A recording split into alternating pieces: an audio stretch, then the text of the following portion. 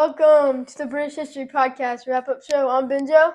I'm B, and we got season 1, episode 14, Mystery of the Legion. the Ninth Legion. Ninth Legion. Mystery of the Ninth Legion. Benjo, how you doing? Good, how are you? I'm great. Got a nice firm handshake on you there, Thanks. pal. Like your shirt. Thanks. It says mama. This is too. So what's been happening with you lately? Um, This is my producer. I listened to our last episode. I called you co-producer, and I want to apologize for that because you are the producer. well, I just been chilling. Yeah. You know, School. school, music, football, Yeah. golf. Right on. That sounds like a fun existence. Watched a lot of college football yesterday. Shout out to Arkansas beating Arkansas Pine Bluff 70-0. Yeah. I think Arkansas is going to win the national championship now. I mean, if they can beat that's a great team. Arkansas Pine Bluff team is great.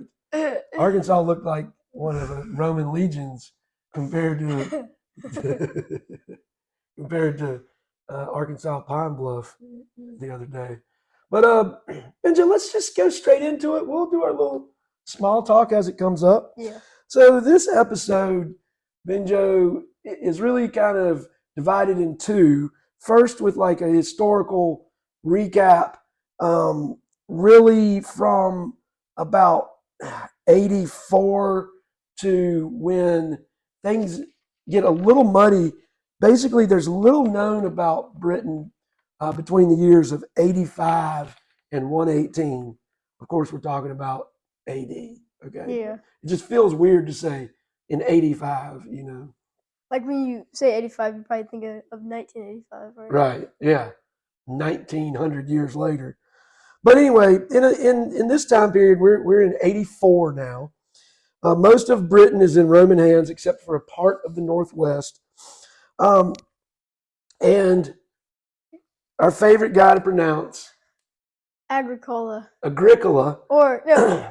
Agricola. I think Agricola is probably right, I would imagine. Wait, what about Agricola? In 84, he's recalled to Rome by the Emperor Domitian. Why? Because even though he had been kind of brutal, remember he said before, little is gained by conquest if followed by oppression. Yeah. So the Britons seemed to like him. But what it appears that happened maybe was that Domitian was getting uneasy, maybe felt insecure and challenged. And Agricola had actually previously turned down another promotion to go to Africa. What it sounds like to me is, you ever heard that saying, keep your friends close and your enemies closer? Yeah. So it sounds like he was concerned, and he was keeping, Domitian was keeping Agricola close by bringing him back to Rome. Yeah. The one that writes a lot about this is Tacitus, and he clearly disliked Domitian, and a little biased. May have been a little biased, but Jamie also says that Domitian is hated by the Romans in general. So he eventually gets assassinated. One thing I wanted to mention. Jamie gets assassinated?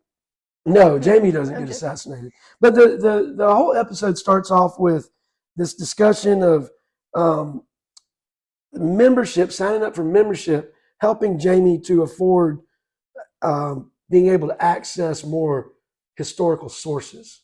That's one thing I always wonder, and I want to just go with them one day and see what all sources is he pulling from. Like, we hear about the Bedes and the Orderic Vitalis and John of Worcester and all these guys that write about these times, but like, I'm generally like, I gotta do a deeper dive than just what's my source? Pretty sure it embarrasses me by No, but what do I look at when I have a question? Wikipedia. Yeah, I need a deeper dive than just Wikipedia. So I want to know all the sources. I mean, Jamie tries to use original sources, but I mean, some of this stuff is 2,000 years old, Yeah. Anyway, Benjo, we need more Benjo in this. Domitian gave Agricola a triumph declaration and a statue. Sounds like he just wanted to eliminate his competition. And then Agricola eventually just faded into history. His successor, Domitian executed his successor, not even sure what his name was. And around this time, we know that major forts in the north are abandoned. And it seems like Domitian probably felt they could control the north as needed from the south. And Domitian is eventually, as I mentioned, assassinated in 96 by a group that included his wife. Yeah, I know. That's crazy. I know. K-Rez. Yeah. I mean, Benjo's acting like he just learned this information for the first time, but we clearly went over these notes before the episode started so that I didn't talk so much like I'm doing right now.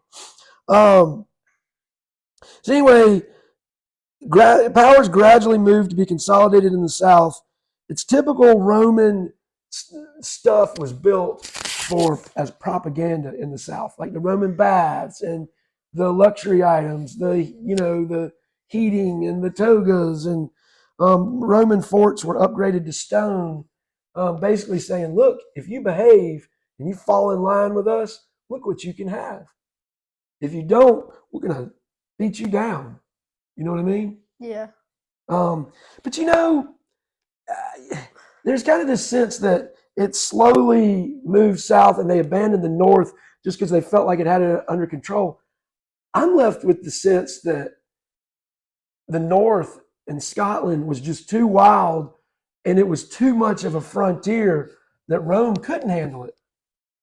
It's almost kind of like a Vietnam War for the Romans. They're clearly the strongest, but at some point, Wait, who's clearly the strongest in the Vietnam War? I mean, the USA was a military power, but I mean, we couldn't do what we wanted to in Vietnam. We eventually left Vietnam with our tails between our legs. Yeah.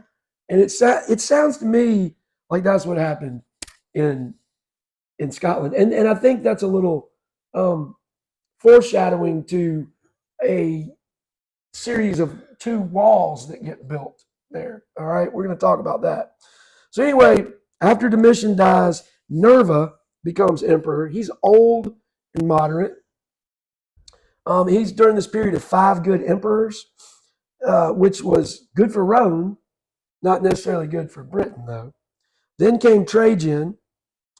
And so eventually, with these successive ones, the advance that, as I mentioned, the advance that Agricola had made into the north was halted, and Roman forces retreated back to the south and stopped occupying the north like they had.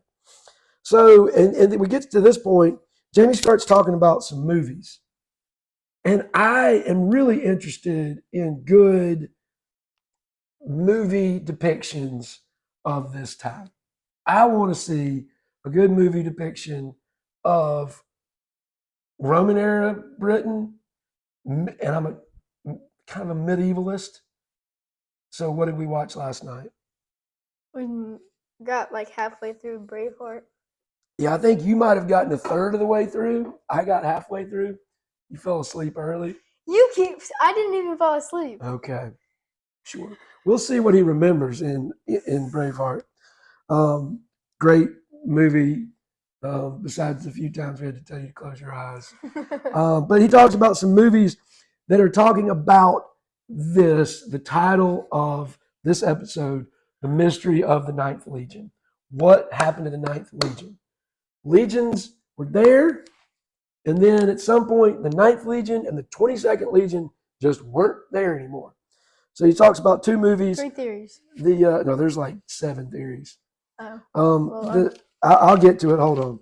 He's talking about 2 movies that deal with it right now: The Eagle, and The Centurion. And I think we need to watch those rather than give a recap of what those movies depict. But then Jamie, so before we talk about the disappearance of the Ninth Legion, Jamie gives a little bit of a history of the Ninth Legion. Ninth Legion was founded in the 1st century BC. So at the time of this, it would have been, almost 200 years old. And by the time of the disappearance, which we know roughly to have happened between like 106 and 165, the Legion had expanded to 6,000 men. Okay. And I understood legions to be, by definition, 5,000 men. So I guess I'm learning that it's not necessarily that rigid. Yeah. But they also had auxiliary troops. So there's 6,000 Legion soldiers, but then they also have like maybe several thousand other troops that help them. So we're talking about a big legion. And a lot of legion leaders would use their positions as leaders of legions to springboard into like the Senate or other positions of power in Rome. He talks a little bit about centurions being kind of like non-commissioned officers, and they were the backbone of the legion. I guess maybe like private or higher, and those were the vast majority of the soldiers and legions. And there was also standard bearers, medics, priests, siege people that helped siege. We talked about sieges before. Sieges are when you get to a castle or something that's defended, and you can't just burn it down or attack it. You just surround them and wait it out. Yeah. So there's people that did that. There were architects, engineers. We know the Ninth Legion had been on the continent, of course, before it got to Britain. If it was founded in the 1st century BC, then it had to have been on the continent because the Romans weren't in Britain at the time. The Ninth Legion was part of the 5 legions from Julius Caesar. You know that name. Yeah. His second invasion. So they got to the island in like 44 BC, and then they left. And so then the next invading force, Claudius and Aulus Plautius had them as part of that invading force after they were chastised for being kind of cowardly by a former slave. You remember that? But a little history of what the Ninth Legion did. They fought the Brigantes. They were involved with Cardamandua's treaty. They were in Venudius's civil war. They were largely butchered by Boudica. Boudica. We should have a sound effect every time we say Boudica or something. Yeah, that'd be cool. They helped found. It looks like there was a Celtic settlement there, but Jamie kind of alludes to the fact that they helped found Aboricum, or modern day York. Okay. You remember in The Last Kingdom where it would show the name of the town from what it was called before, and it would morph it into... Yeah, I do. I did. York was one big one, because there was Aboricum during the Roman times. Does York have anything to do with New York? Like, did New York... It does. New York. So did America's New York steal it from, like... Yes. Kind of like New Mexico? Yeah. And New York, before that, was England, New Holland. And then it became New York. That's cool. New Jersey. There's a place called Jersey. I know. New England's not a state, but... But it's the region is New England. New Mexico is after Mexico. Yeah. New Hampshire. There's a region in England. Other news? There should be like a New York. Anyway. But so the Ninth Legion had been up in northern Britain. And they're talking about York. York was about 50 acres. Even Constantine, Emperor Constantine. Wait, Constantine. Constantinople? No, Constantance. Like Constant. Constantinople. No, I'm thinking of Constantine. Where's it? Constantine. Like Arthur the Great. Who did Arthur the Great teach? King Arthur? No. King Arthur the Great? Yeah. Isn't he Uh, like a physiologist or something? What am I thinking of? you're thinking of Copernicus? No, I think Constantine. Is that? Constantine. There may have been more than one No, wait. Constantine. Anyway, I'll Constantine was remember it. Constantinople was named after Constantine. He was a great Roman emperor that brought Christianity to the empire, including Britain, in the 300s. He even visited York. It says he was consecrated there. I'm not sure exactly What what. was consecrated? There? He was like crowned, maybe? I don't know. Surely not crowned as emperor, maybe just crowned as of Britain. But York eventually, when Britain was split in half, York became the capital of the north, and I'm assuming Londinium at the time was the capital of the south. Anyway, York was the starting point for Agricola's advance into the north, and the Ninth Legion, again, was involved in that. They had to be rescued from Caledonians by other Roman forces. So Jamie kind of goes in giving his theories of what happened. He tells how during an earlier battle that the native Britoners surrounded the Caledonians, surrounded the Ninth Legion, and the Ninth Legion was like in danger of being completely routed, and they had to be rescued by other Roman soldiers from the Caledonians, right? So Jamie basically says, look, there's precedent for Caledonians and Britoners being able to beat a Roman legion. So it's not out of the question, right? We know that at one point during this example, the Caledonians basically stormed the gates of Aboricum, York, and basically took the sentries or the guards by surprise. And if it wasn't for the Roman soldiers that came to rescue the Ninth Legion, they would have been completely wiped out. So remember we talked about Mons Graupius a few episodes ago? That was a big battle in the north. Oh, wait. Yeah, I do remember that actually. So that was the Ninth Legion's last recorded battle. Oh. Okay. We know that they were in Aboricum in the early 100s to fortify the town, right? And they are last mentioned, the last mention of the Ninth Legion is in 107 when York gets, there's an inscription in York that mentions the Ninth Legion, right? But by 162, when there are big columns erected in Rome during the reign of Marcus Aurelius, that's another movie we need to watch where he's depicted in Gladiator, Marcus Aurelius. That'd be a good one. They're not mentioned. The two legions that are not mentioned are the 9th and the 22nd that are not mentioned. Because they both disappeared. Disappeared somehow, okay? So Jamie gives us a lot of facts, and I want to get your take on what you think happened. And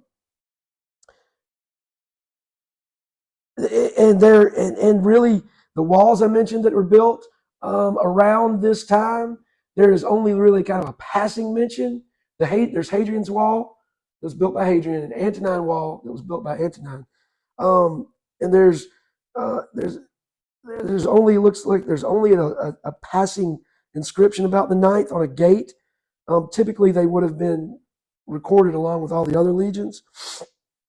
And so Jamie starts giving some ideas about some theories about what happened. So I'm going to kind of go right into it.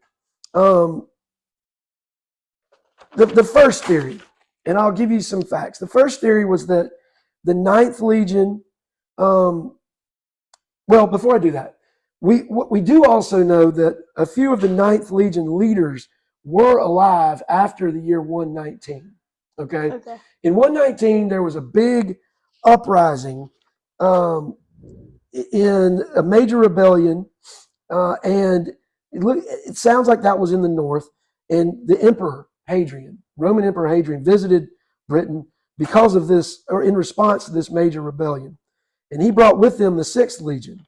All right. So even after that, we know that some leaders from the Ninth Legion were alive after 119. Okay. So it's possible that the entire Legion, 6,000 people, were not all killed, that maybe some weren't with the Legion if they did all get killed or whatever. But the theories are, number one, that the Ninth Legion was recalled to the continent to fight maybe in the Dacian War, which I'm not very familiar with. Still doesn't explain what happened to them. Yeah. Number two is that the Brigantes and the Caledonians sacked York or Borkum and wiped out the Ninth. But there's really no evidence that York had to be retaken from people that sacked it, right? Yeah. And I'm going to Jamie lays out 7 different theories. I'm going to put the second theory and the 7th theory together, was that the Ninth were killed by the Caledonians while they were out on a raid, okay? They were out to try to punish the Caledonians, and the Caledonians basically jumped them and killed them all. So it's either the Caledonians killed them all while they were out in the raid or in their fort. Yeah. That's why I put 2 and 7 together. Number 3 was that the Ninth Legion suffered a major military defeat, of which we don't know a lot, and they disbanded in disgrace because of cowardice or mutiny. But Jamie says even that probably would have been recorded somehow, and it seems really extreme for how many men? 5,000. 5,000, but 6,000 at that time to have just all resigned in disgrace. Number 4, similar to number 1, was that they left the British Isles and went to fight in the Jewish War in Judea in the east, sometime around 133 to 135. Also, would be unusual, and that one doesn't explain why they would not have been recorded on Hadrian's Wall. Wait. That was built before 133. Wait, I have a theory. Okay. This may be a stupid theory, I don't know, but this is the Ninth Legion and the 27th Legion. 22nd Legion had like a war together. Oh. And everybody died in the war. They fought each other? Yeah. Oh my gosh. Oh my gosh. That's crazy theories. Crazy theories from Benjo Smith. You never know. I mean, crazier things have happened. Well, I mean, they both are the same thing, but like this is another one where the theory is they left Britain and they lost in the Parthian conflict in Allegia. Again, I don't know much about that, but why didn't Parthian brag about that? Yeah. You know, maybe. So I'm really kind of putting those 3 theories together. I mean, even though they're not the same, basically that they left Britain somehow and were lost elsewhere. It still doesn't explain what happened to them. They still, I feel like, either disbanded or were wiped out somehow. The 6th theory is that the Ninth was redeployed to Carlisle when I told you Hadrian came to Eboracum with the 6th Legion. And the theory is that the 6th Legion just replaced the 9th Legion. 6th Legion got there and said, 9th Legion, go to Carlisle, where we had been, I guess. But how many legions are there? I don't know. It's a good question. More than 22, I guess. Yeah. Because there were 22, or at least 22, I should say. Because we know the 9th and the 22nd got lost. Maybe there were many. I mean, hundreds. I don't know. It's a good question. Comments below. 1, comment per person. We can't handle all the comments.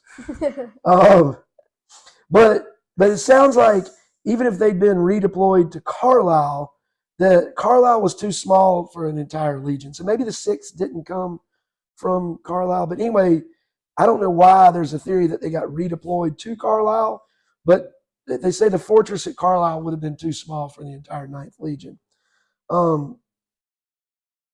And possibly the 9th Legion worked on an earlier earthen part of Hadrian's Wall, and maybe that's why they weren't recorded on the stone part of Hadrian's Wall, but I don't know. I feel like they would have at least been recorded, even if all they did was work on just the earthen parts, you know.